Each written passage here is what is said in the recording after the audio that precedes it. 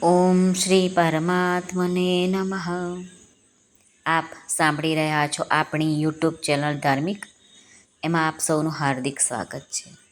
આજના વિડીયોમાં આપણે સાંભળવાના છીએ શ્રીમદ્ ભગવદ્ ગીતા અધ્યાય 9મો રાજવિદ્યા રાજ ગુહ્ય યોગનો શ્લોક ક્રમાંક 32. આગલા શ્લોકમાં ભગવાને દુરાચારીનું વર્ણન કર્યું. હવે આ શ્લોકમાં ભક્તિના 4 અધિકારીઓનું વર્ણન ભગવાન કરે છે, તે આપણે સાંભળીએ. શ્રી ભગવાન ઉવાચ માં હિ પાર્થ વ્યપાશ્રિત્ય યેપિ સ્યુઃ પાપયોનયઃ સ્ત્રિયો વૈશ્યાસ્તથા શૂદ્રાસ તેપિ યાન્તિ પરાં ગતિમ. આ શ્લોકમાં આવતા સંસ્કૃત શબ્દોનો આપણે ગુજરાતી અર્થ જોઈએ.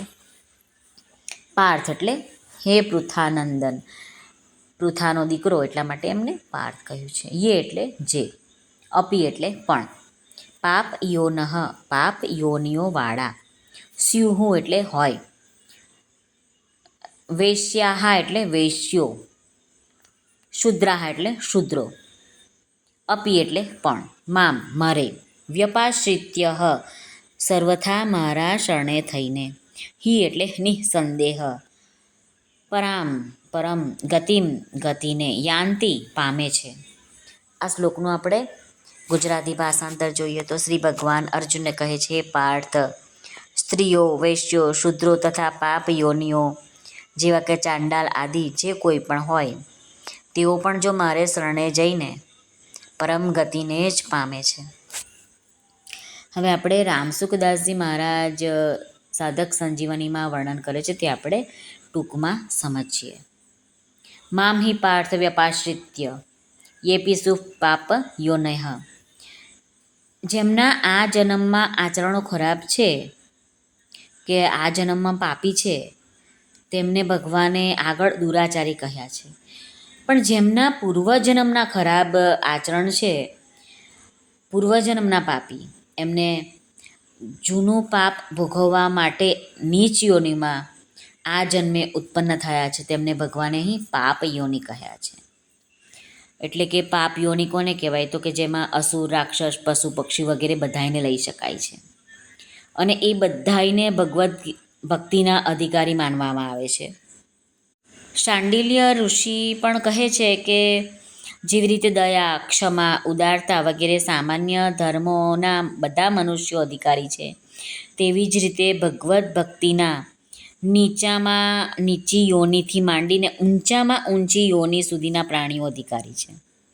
તેનું કારણ એ છે કે તમામ જીવો ભગવાનના અંશ છે અને ભગવાન તરફ વળવામાં, ભગવાનની ભક્તિ કરવામાં અને ભગવાનની સન્મુખ થવામાં કોઈ પણ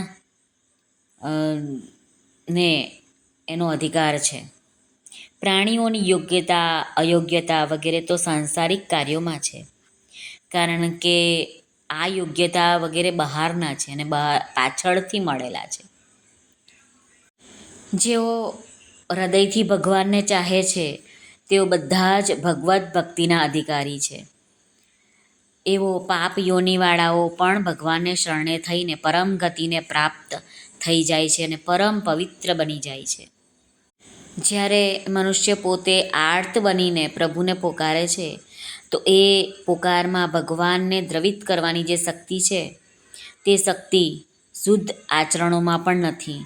જેવી રીતે માનો કે એક દીકરો સારું કામ કરે છે તો મા તેને પ્રેમ કરે છે, અને એક દીકરો કંઈક પણ કામ નથી કરતો પરંતુ આર્ત થઈને માને પોકારે છે અને રડે છે, તો પછી મા એ વિચાર નથી કરતી કે આ તો કંઈ સારું કામ નથી કરતો, એને ખોળામાં કેવી રીતે લઉં.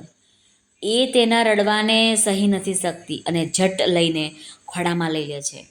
એવી જ રીતે ખરાબમાં ખરાબ આચરણ કરનાર પાપીમાં પાપી વ્યક્તિ પણ જો આર્ત બનીને ભગવાનને પોકારે અને રડે છે તો ભગવાન તેને પોતાના ખોળામાં લઈ લે છે અને તેને પ્રેમ કરે છે.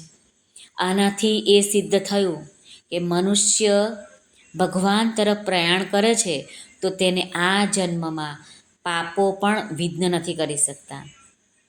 અહીં ભગવાને એક શબ્દ વાપર્યો, સ્ત્રીયઃ. એ એટલા માટે છે કે કોઈ પણ વર્ણની સ્ત્રી હોય, કોઈ પણ આશ્રમની હોય કે કોઈ પણ સ્થળની હોય કે કોઈ પણ વેશની ગમે તેવી સ્ત્રીઓ કેમ ન હોય, તે બધી મારે શરણે થઈને પરમ પવિત્ર બની જાય છે અને પરમ ગતિને પ્રાપ્ત થઈ જાય છે. જેવી રીતે પ્રાચીન કાળમાં રામા અવતારમાં શબરી હતી, કુંતી માતા, દ્રૌપદી, વ્રજની ગોપીઓ વગેરે, અને હાલના જમાનામાં મીરા, કરમૈતી, કરમાબાઈ, ફૂલબાઈ વગેરે કેટલીય સ્ત્રીઓ ભગવાનની ભક્ત થઈ ગઈ છે. એવી જ રીતે વૈશ્યોમાં સમાધિ, તુલાધાર વગેરે, અને શૂદ્રોમાં વિદુર, સંજય, નિષાદરાજ, ગુહ્યરાજ વગેરે કેટલાય ભગવાનના ભક્તો થયા છે. એટલે કે પાપ યોની હોય કે સ્ત્રીઓ હોય કે વૈશ્યો હોય કે શુદ્ર પણ જાતિના હોય, તો એ બધાય ભગવાનનો આશ્રય લઈને પરમ ગતિને પ્રાપ્ત થઈ જાય છે. શ્રી કૃષ્ણાર્પણમસ્તુ. સર્વને ભાવથી જય શ્રી કૃષ્ણ. રાધે રાધે. હરિઓમ તત્સત. જય ગુરુદેવ દત્ત. જય સ્વામિનારાયણ. જય માતાજી. નમઃ પાર્વતી પતે. હર હર મહાદેવ હર. સિદ્ધેશ્વર મહાદેવની જય. સર્વનું કલ્યાણ થાઓ, સર્વનું કલ્યાણ થાઓ, સર્વનું કલ્યાણ થાઓ.